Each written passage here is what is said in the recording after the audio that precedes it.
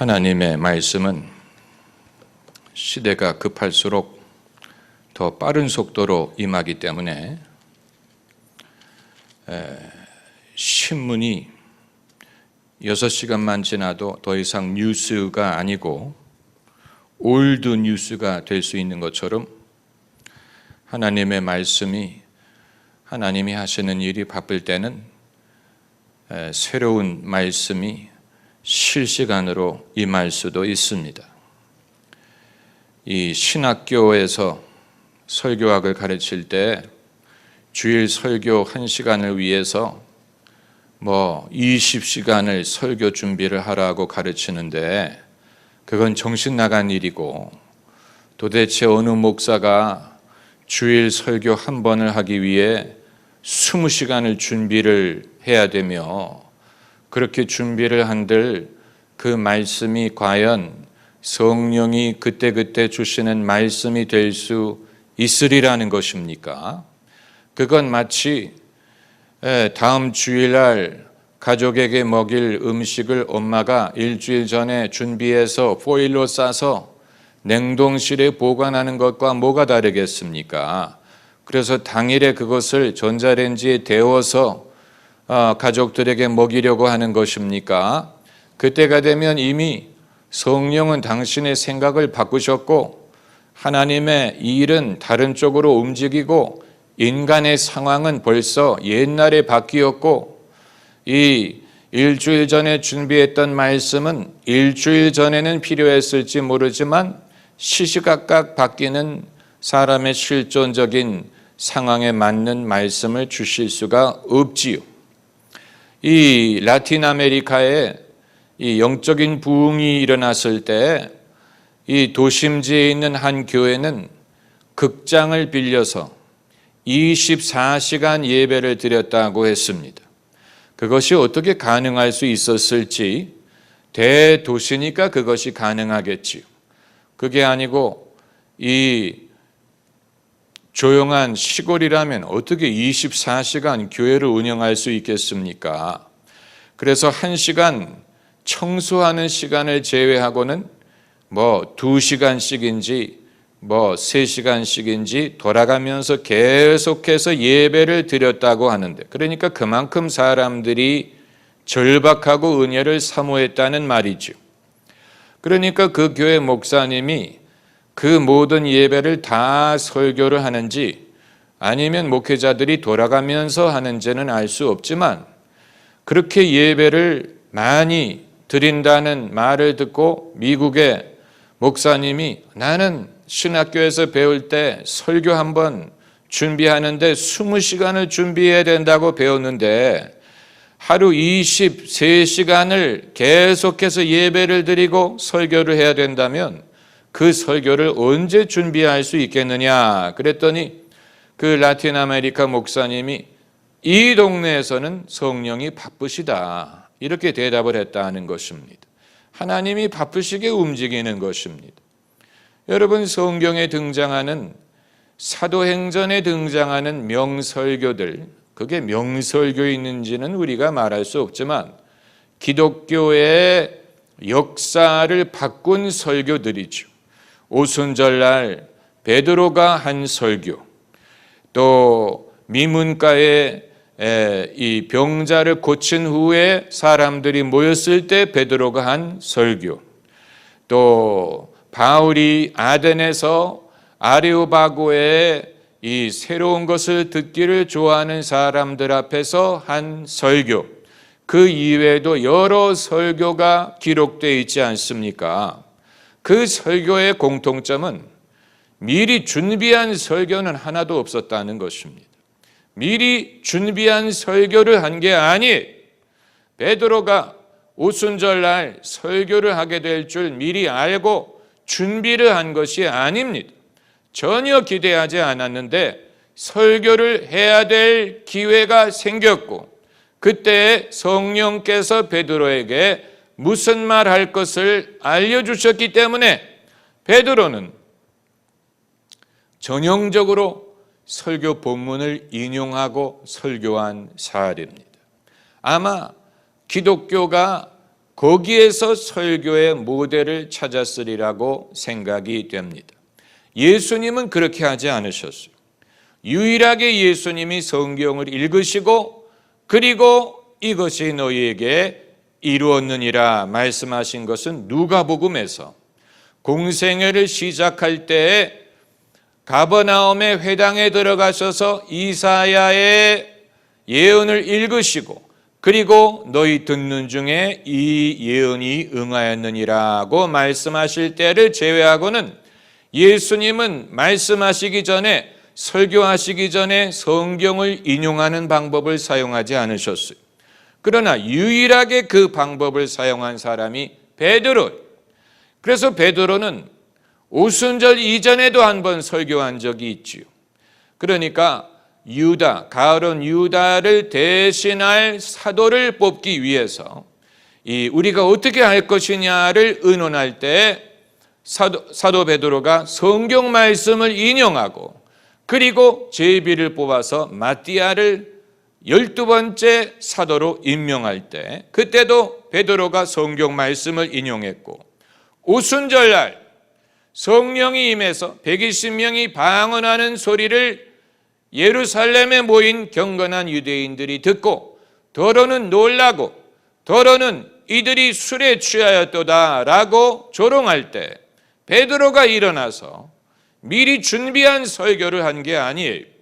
그때 설교할 줄 알고 설교한 것이 아니로되 필요에 의해서 성령이 그 순간에 베드로에게 말씀을 주셨기 때문에 일어나서 예루살렘 사람들아 하면서 지금이 오전 9시니 이들이 술에 취한 것이 아니요 오직 성경에 기록된 대로 하면서 요엘서의 예언을 인용합니다. 말세에 내가 내 영을 모든 육체에게 부어주리니 너희의 아들과 딸들은 예언할 것이요.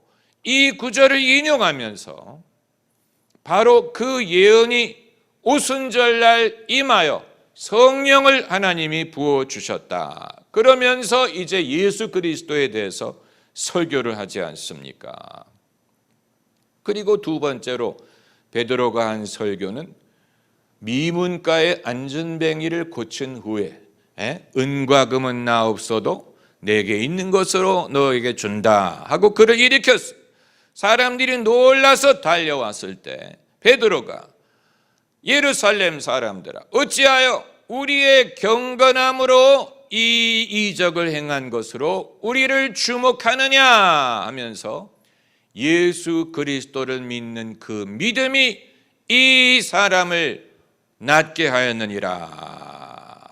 그 순간에 성령이 그에게 말씀을 주신 것입니다. 그리고 고넬료가 베드로의 신방을 청했을 때 한국 기독교는 참 성경 말씀을 어떻게 교묘하게 그들의 교회 삶에 적용을 하는지 참 놀랄 노자예요. 놀랄 노자가 따로 없어요. 그들의 교회 생활에 성경 말씀을 아주 교묘하게 적용을 해서 특별히 신방에 대해서라든가 또 목회자를 대접하는 것에 대해서라든가 헌금에 대해서라든가 뭐 여러 가지 신앙의 주제에 대해서 성경에 있는 말씀을 아주 교묘하게 인용을 했는데 그건 그만큼 성경 중심의 신앙생활을 했다는 말도 되고 또 한편으로는 너무 성경에 있는 것을 너무 그대로 적용을 해서 그렇게 적용할 만한 정확하게 동일한 상황이 아닌데도 불구하고 너무 짜 맞추듯이 그것을 적용을 시켜서 그냥 평범한 교회 생활을 갖다가 무슨 뭐 희한한 성령의 역사인 것처럼 이런 식으로 만드는 재주가 있어요. 그건 우리가 좀 구별해야 되는 면입니다. 한 가지 예를 들면 과거에 부흥회를 많이 하지 않았습니까? 부흥사들이 교회를 다니면서 집회를 인도를 했어요.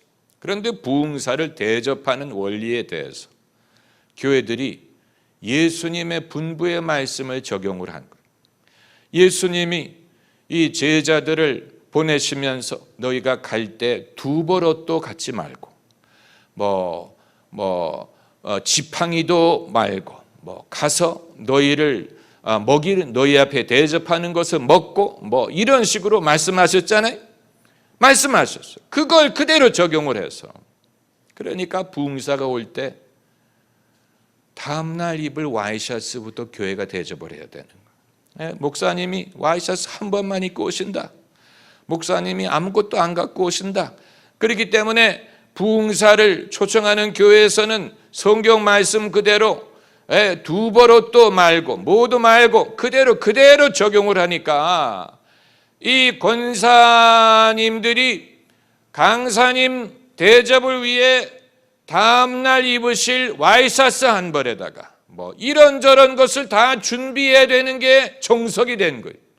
그러나 여러분, 예수님이 그렇게 말씀하신 것은 그건 그 한시적으로 그렇게 할 것을 가르치신 것이지 이후에 예수님이 승천하신 후에 제자들이 그렇게 한 게 아니에요. 사도 바울이 선교를 떠날 때 한 벌 옷만 입고 갔겠습니까? 그럴 필요가 없지요. 그렇잖아요. 그러니까 성경에 있는 말씀을 적용을 하는 데 있어서 끼워 맞추기 식으로 적용을 하게 되니까 상황도 똑같지 않고 필요도 똑같지 않은데 왜 불필요하게 그런 것을 적용을 하려고 했는지 도대체 알 수가 없는 것입니다. 이런 면에 있어서는 우리가 분별이 필요하고 그리고 이 좀 깨우치지 아니하면 자칫하면 이 모든 것이 우리에게 미신적인 것이 되어버리고 올무가 되고 전혀 불필요한데 신앙의 이름으로 적용을 하는 것이 성도들에게 도움이 되지 않을 수 있습니다. 목사가 입을 옷이 없어서 한 벌 옷만 입고 간다는 얘기입니까? 트렁크에 입을 옷만 들고 가도 얼마든지 해결될 수 있는 것을 못하러 미련하게 목사가 한 벌 옷만 입고 부흥회를 인도하러 가는 것인지. 그러니까 성경을 적용하는 데 있어서 우리가 이것은 무슨 말을 제가 드리려고 하는지 충분히 이해를 하실 것입니다. 그래서 이제 사도 베드로가 고넬료의 집에 신방을 갔는데 사실 신방이란 말을 쓰면 안 돼. 우리가 일반적으로 생각하는 그런 신방이 아니에요. 그냥 대신방이라든가 누가 요청 신방을 해가지고 그 집에 찾아가서 이제 격려하는 그런 차원이 아닌 성령이 인도하셔서 전혀 모르는 사람, 만나본 적이 없는 사람, 그리고 유대인이 율법에 의해 같이 모여서도 안 되고 식사해서도 안 되는 이방인의 집에 성령이 인도해서 찾아간 것입니다. 이건 일반 신방이 아니에요. 신방의 차원으로 그걸 이해하면 안 돼. 이건 선교적인 일이요, 성령이 주도하신 일이요, 사람이 영혼을 구원하기 위해 하나님이 하시는 일이. 그러니까 신방을 가는 사람도 계시를 받았고 신방을 받는 사람도 계시에 의해서 신방을 받은 거예요. 이게 진짜예요. 이게 진짜예요. 신방을 가는 사람도 의무적으로 간 게 아니에요. 안 가면 소홀히 여긴다고 생각할까 봐 의무적으로 간 게 아니고 성령이 3번입니까? 3번이나 똑같은 환상을 주셔서 그냥 인간적인 생각으로는 결코 갈 수 없는 집에 하나님이 가게 하셨고 또 받는 사람의 입장에서도 천사를 보내서 어디에 가면 누가 있으니 그를 초청해서 생명의 말씀을 들으라. 하나님이 이렇게 역사하신 적이 있고 앞으로도 역사하시지 않겠습니까? 할렐루야. 하나님이 그런 방법으로 역사하시는 게 진짜예요. 인간의 영혼을 구원하기 위해서. 이런 경험을 해야 우리는 하나님 아버지가 당신의 아들 예수 그리스도의 복음에 대하여 얼마나 열심이신지를 깨닫게 될 것이고, 하나님 아버지가 당신의 아들 예수 그리스도의 이름을 높이기 위하여 얼마나 열심이신지를 우리가 알 수 있을 텐데, 그런 경험이 적다 보니까 우리는 한편으로는 예수님의 구원과 예수님의 십자가의 공로를 믿지만 하나님 아버지에 대해서 생각할 때는 하나님이 기독교보다 크지 않으실까? 교회보다 크지 않으실까? 기독교적인 일만을 하시는 것이 아니고 당신의 권세에 의해서 더 큰 일도 하지 않으실까 하는 엉뚱한 상상을 하게 되는 것입니다. 우리가 그만큼 결국은 하나님의 역사를 경험하지 못함으로 하나님의 관심사와 우선순위에 대한 믿음이 적어질 수밖에 없는 것입니다. 아무튼 베드로가 고넬료의 집을 찾아갔어요. 고넬료가 혼자가 아니 일가 친척을 다 모아놨어요. 어떻게 보면 이미 모이고 있는 교회가 목회자를 청빙한 것과 비슷한 상황이었을 수도 있을 것입니다. 이미 함께 신앙을 공유하고 함께 기도하고 함께 신앙생활을 하는 무리가 있었는데 그들이 아직 예수 그리스도를 알지 못했기 때문에 사도 바울을 청해서 그 사람들이 이제 복음을 정식으로 들을 수 있는 기회를 하나님이 허락하신 것입니다. 그리고 베드로가 설교를 준비해서 갔겠어요? 설교 원고를 읽었겠어요? 20시간에 걸쳐서 설교를 준비했겠어요? 그게 아니지요. 그가 고넬료가 설명하는 사연을 듣고 하나님이 사람을 외모로 취하지 않으시고 당신을 경외하는 모든 자를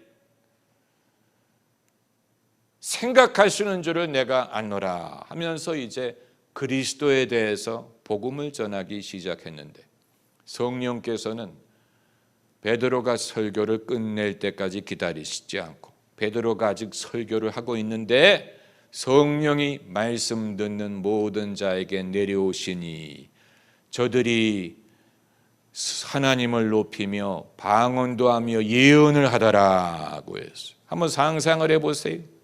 설교를 아직 하고 있는데 성령이 듣는 모든 사람에게 내려오신 거예요. 이러한 은사적인 가능성을 믿지 않고 알지 못하는 설교자들은 그 성경 구절을 뜯어 맞추느라고 별의별 창의력을 활용합니다. 성령이 내려오셨다는 말이 무슨 말이냐? 그걸 은사적으로 해석할 수 없으니까, 그걸 본 적이 없으니까. 그렇기 때문에 말씀 듣는 자에게 성령이 내려오셨다라는 말은 말씀을 듣는 중에 사람들이 은혜를 받는다라는 뜻이다. 그러므로 말씀에 다시 초점을 맞추는 것인데 그게 아니지요. 베드로가 말씀을 전하고 있는데 성령이 임하셔서 이제 너는 그만해. 설교 그만해. 이제부터는 내가 할게. 성령이 신비한 역사를 행하셨다는 뜻이에요. 경험해 본 사람은 그게 뭔지 알아요. 경험해 본 사람은 얼마든지 가능하다는 것을 알아요. 그러나 경험해 본 적이 없는 사람은 이게 무슨 뜻일까?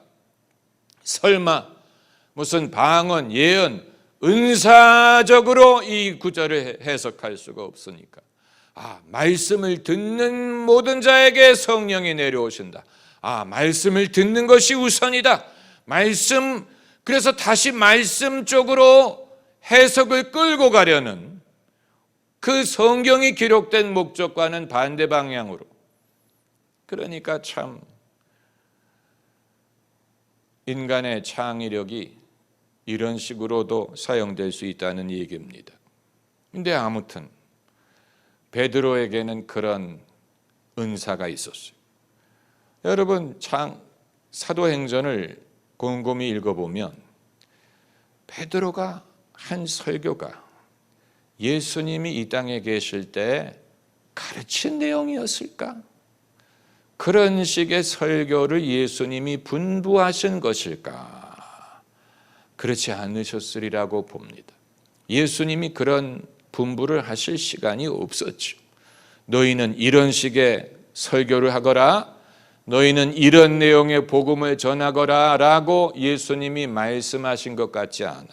그럼 베드로든 바울이든 사도행전에 등장하는 주의 종들이 어디에서 이런 설교의 아이디어를 얻었다는 말이냐? 성령으로부터 얻은 거예요. 성령으로부터. 그렇기 때문에 요한복음에 성령이 너희에게 임하시면 그가 너희를 가르치시리라. 그가 내 말을 너희에게 전하리라 하면서 성령이 임하시면 그때 필요한 것을 제자들에게 가르칠 것을 예수님이 예언하셨어요. 그 내용이 무엇일까까지 말씀하지 않으셨어요. 그건 성령에게 일임하신 거예요. 성령에게 일임하신 거예요. 그건 성령이 하실 일이, 예수님은 당신이 하실 일만을 하시고 떠나가신 거예요. 그리고 성령이 오셔서 이제 성령이 하실 일을 하신 거예요. 다만 성령이 하시는 일은 예수님과 별개의 일이 아닌 예수님을 증거하고 예수님의 부활을 증거하고 사람이 예수님을 믿도록 하고 거듭나게 하는 일을 하신 것이죠. 다만 그것은 성령이 하시는 일. 예수님은 당신의 하실 일을 마치시고 떠나가셨어요. 그리고 성령이 오셔서, 그렇기 때문에 제자들에게 예루살렘을 떠나지 말고 성령을 기다리라고 분부하신 것입니다. 성령을 받기 전에 예루살렘을 떠나지 말라. 왜냐하면 이제 앞으로 제자들이 할 모든 사역은 성령의 지도를 받아서 하는 것일 것이기 때문에, 그렇기 때문에 사도 바울이 오순절날 한 설교의 내용을 곰곰이 읽어보면 사도행전 2장에 길게 아주 자세히 기록이 되어 있어요. 베드로가 한 첫 공식 설교 내용, 그런데 거기 보면 예수님이 이런 교훈을 가르치셨다라든가 예수님이 이런 말씀을 하셨다, 이렇게 예수님의 말씀을 인용한 구절이 하나도 없다는 사실을 아세요? 신기하잖아요. 예수님에게 3년 반 배운 제자라면 예수님이 오른뺨을 돌려대라고 하셨다, 예수님이 자기 십자가를 지라고 하셨다, 예수님이 이런 비유를 하셨다, 예수님이 가르치신 말씀을 인용할 것 같은데 예수님의 말씀을 인용하는 대신에 예수님의 십자가의 죽음과 부활을 말하고 그것이 우리에게 구원이 된다는 것과 예수님이 우리의 죄사함이 된다는 내용을 말했어요. 그러니까 이 복음은 성령께서 베드로에게 가르치신 거예요. 예수님이 떠나신 후에 성령이 제자들을 가르치신 거예요.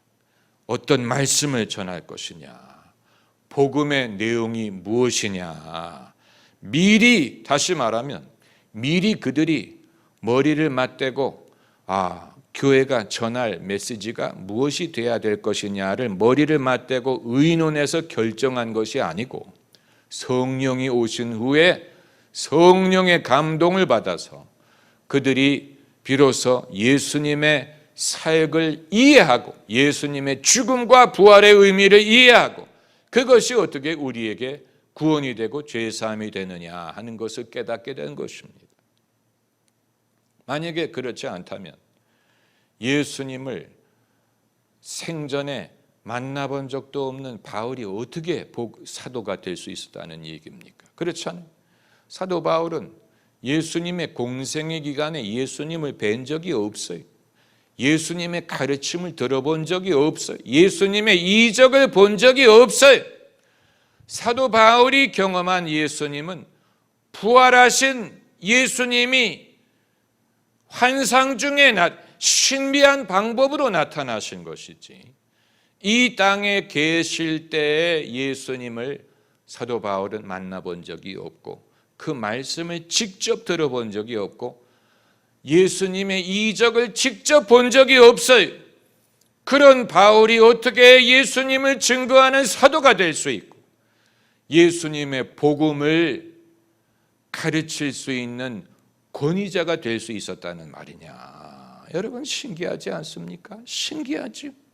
사도 바울이 어떻게, 사도 바울의 서신을 보면 My gospel, the gospel that I preached, 내가 가르친 복음, 나의 복음, 이런 말을 하는 것을 볼 수 있어요.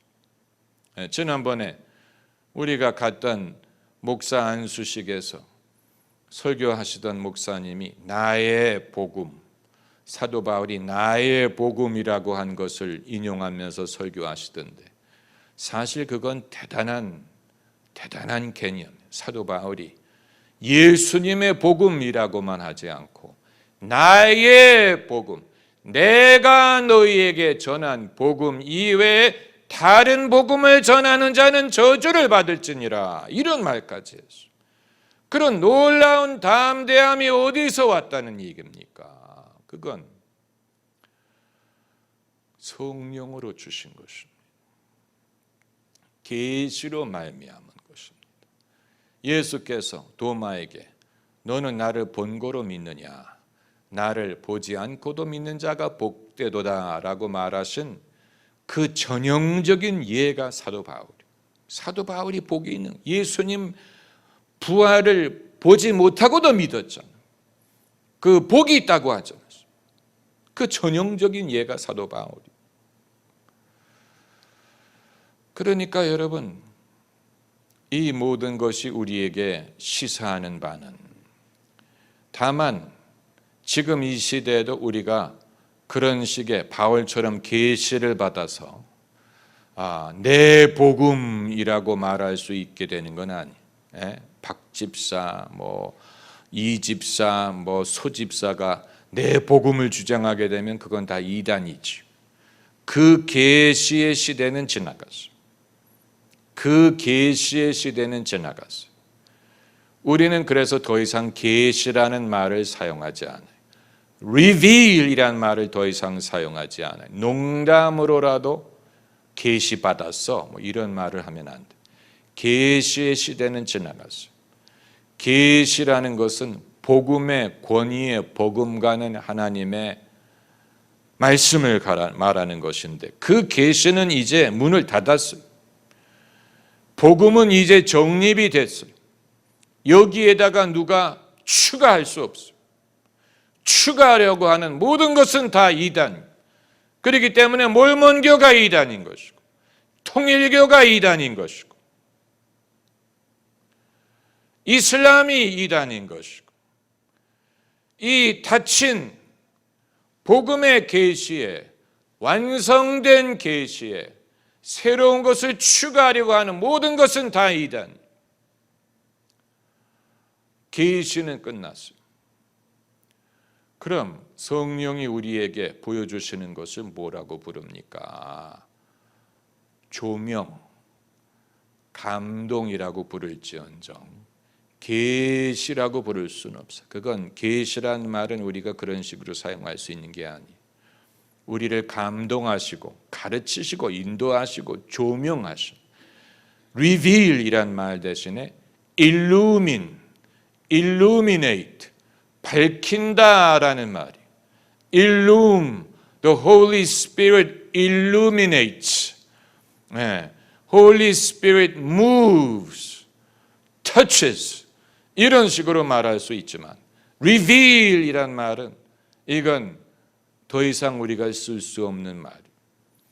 왜냐하면 이것은 사도시대에 이미 완성된 것이기 때문에 그런 의미로서 이 시대에 우리는 신약 성경과 같은 사도들은 더 이상 존재하지 않습니다.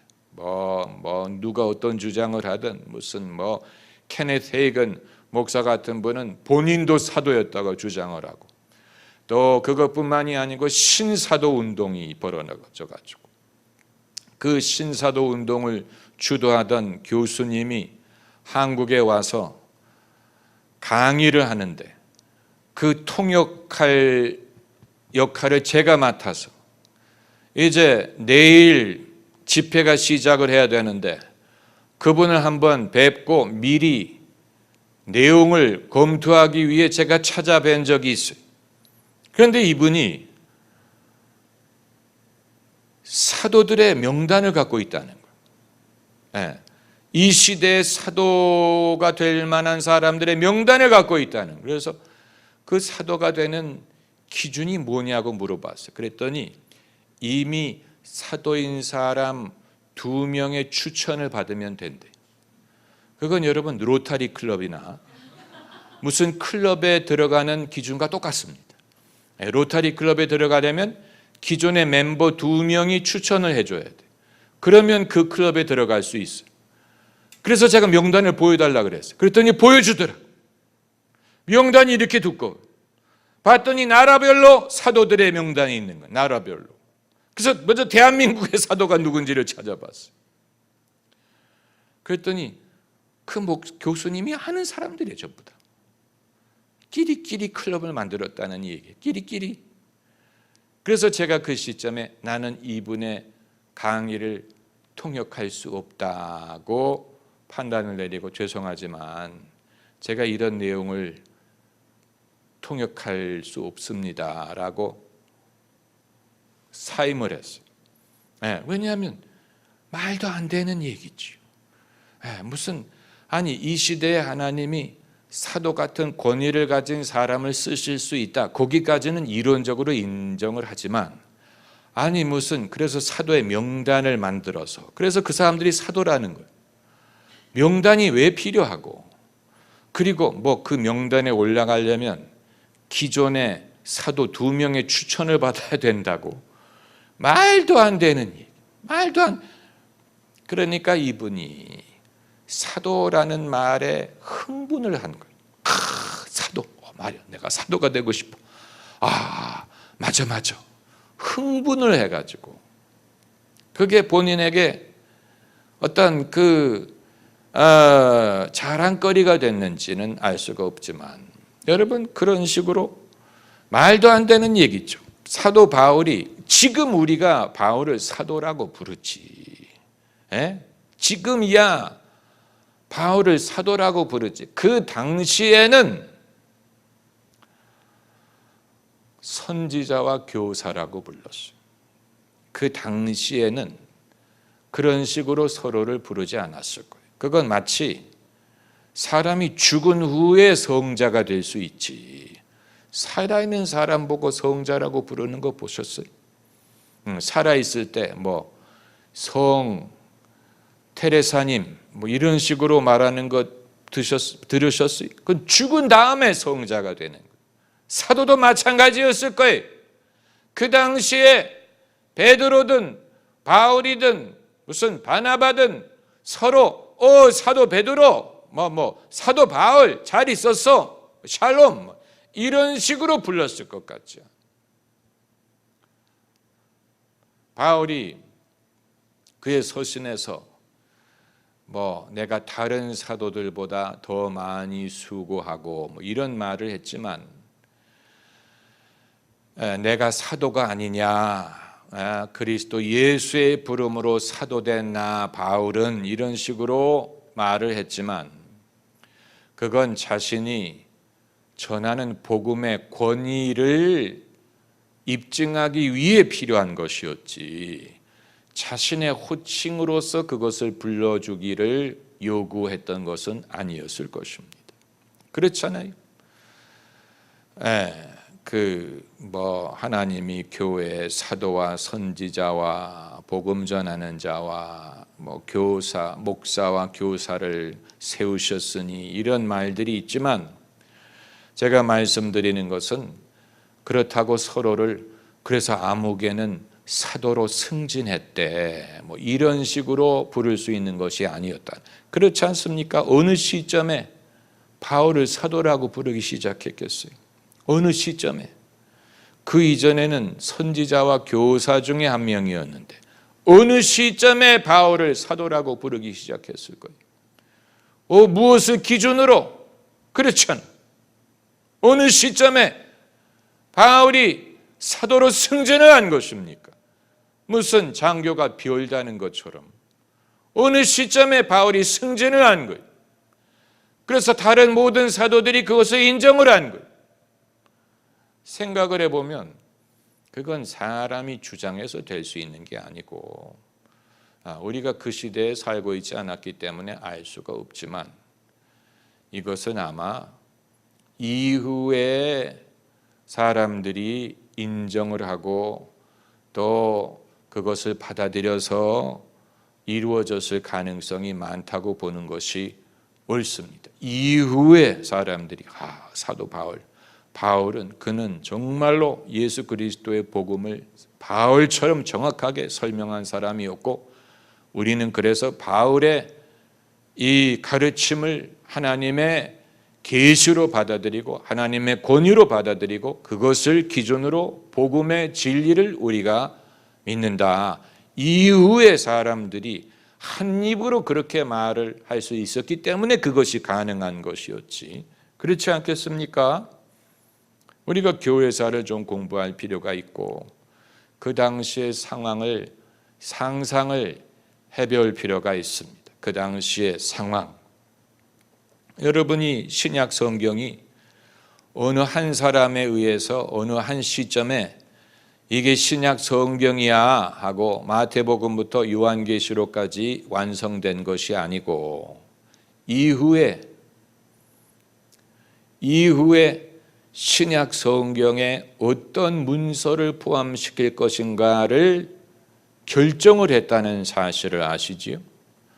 그 결정하는 데 사용했던 가장 중요한 기준은 모든 교회가 가장 공통적으로 인정하는 문서부터 받아들이기 시작한 거예요. 그 당시에 그 여러 교회들이 이건 하나님의 영감으로 기록된 책이다라고 받아들이고 믿고 예배 중에 그것을 읽고 그것을 본문으로 가르쳤던 책들, 그것들을 우선으로 모은 것, 그게 27권이 된 거예요. 거기에 이제 가장 모든 교회가 전혀 이견이 없이 받아들였던 책들, 마태복음, 사복음서, 바울의 주요한 서신들, 이런 그 여러 가지 그 모든 교회들이 이견이 없이 가장 많은 교회들이 사용했던 책들 위주로 그것을 채택한. 아마 여러분 중엔 그럼 빠진 책도 있을 수 있지 않습니까? 그럴 수 있어요. 그러나 빠뜨리는 것이 아닌 것을 포함시키는 것보다 나아요. 그렇지 않아요? 다른 좋은 책들도 있었는데 안전을 위해서 빠뜨리는 게 이게 긴가민가한데 억지로 포함시키는 것보다 낫죠. 그러니까 가장 안정적인 방법으로 모든 그 복음의 진리와 부합하고 모든 교회들이 그 당시 교회가 엄청나게 많았죠. 소아시아의 7교회뿐만이 아니고 안디옥이라든가 알렉산드리아라든가 무슨 이 많은 교회들, 다메섹이라든가 이 교회들이 그 당시에 예배 때 하나님의 말씀으로 읽고 가르치고 신앙생활의 규범으로 삼았던 책들 위주로 신약 성경을 카논을 정한 것입니다. 카논이라고 부르죠. 신약 성경의 캐논을 포함을 시켰죠. 우리가 그 시대에 살지 못한 것이 안타깝습니다. 그 시대에 살았다면 얼마나 흥분됐을까. 그것을 우리가 직접 눈으로 보고 경험할 수 있었다면 얼마나 좋았을까. 그러나 그 시대에는 많은 핍박이 있었고 예수 그리스도를 믿기 위해 모든 것을 희생해야 되는 그런 준비가 되지 않고는 크리스찬이 되기가 아주 어려운 시점이었습니다. 성경 구절 한 구절을 읽겠습니다. 오늘 본문으로 삼았던 구절이 제가 말씀드렸죠. 하나님이 빠르게 움직이실 때는 금방 음식이 쇠인다고. 만나가 금방 쇠요. 1시간 전에 준비한 만나가 벌써 쇠일 수 있어요. 성령이 움직이시기 때문에. 많은 변화가 일어나는 시점.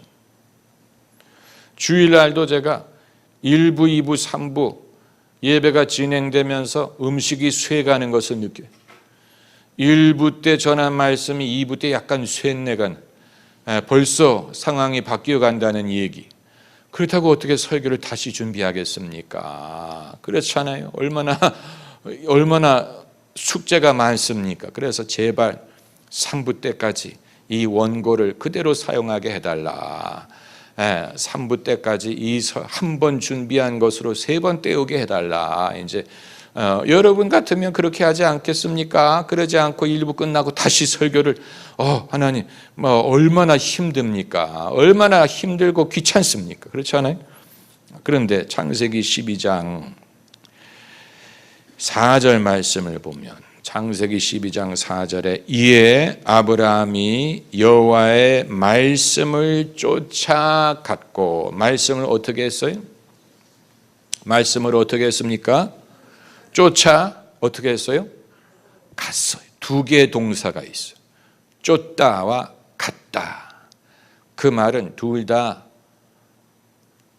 동작을 나타내는 움직임. 그 말은 하나님의 말씀은 움직인다라는. 하나님의 말씀이 움직이기 때문에 아브라함이 그것을 쫓으려 하다 보니까 갈 수밖에 없는, 움직이는 거예요. 그게 아니고 하나님의 말씀이 정체되어 있으면 그곳에 머물면 되죠. 그런데 하나님의 말씀이 움직이니까 아브라함이 쫓아가는 거예요. 함께 움직이는 거예요. 우리는 하나님의 말씀을 듣는다라는 개념까지는 이해를 하는데 쫓아간다라는 개념은 생소하시고 하나님의 말씀이 움직인다라는 말이 무슨 뜻이냐? 어떻게 소리가 움직이느냐? 그건 이제 와이파이 신호가 잘 잡히는 곳으로 움직이는 것에 비유하면 됩니다. 그 와이파이에서부터 멀어질수록 신호가 약해지고 가까워질수록 신호가 강하죠. 그렇죠? 그것에 비유하면 됩니다. 하나님의 말씀을 쫓아간다는 것은 하나님의 말씀이 강하게 들릴수록 가깝다는 뜻이고 약해질수록 멀리 있다는 얘기입니다. 그렇기 때문에 어느 쪽으로 움직여야 됩니까? 신호가 강한 쪽으로 움직여야 돼. 하나님의 말씀을 쫓는다라는 말은 그런 뜻입니다. 그렇기 때문에 이미 창세기 12장에 하나님은 당신의 말씀이 움직인다는 것을 증명하셨고 하나님과 함께 있기를 원하는 사람은 함께 움직여야 돼. 하나님이 함께 하신다라는 말은 함께 하신다라는 뜻뿐만이 아니고 사람이 하나님이 가까운 쪽으로 같이 움직인다는 뜻이에요. 움직이지 않는 신앙은 없어요. 사람은 움직이는 것을 제일 싫어합니다. 변화를 두려워합니다. 그렇기 때문에 움직이기 위해서는 무엇이 필요하겠어요? 믿음이 필요하고, 움직이림. 하나님과 함께 움직여서 가보지 않은 곳으로 따라가려면 믿음이 있어야 돼요. 하나님의 말씀은 움직이는 것입니다. 우리가 함께 움직일 때 그것이 하나님의 말씀을 쫓아가는 것이 되는 것입니다. 할렐루야. 기도하십시다.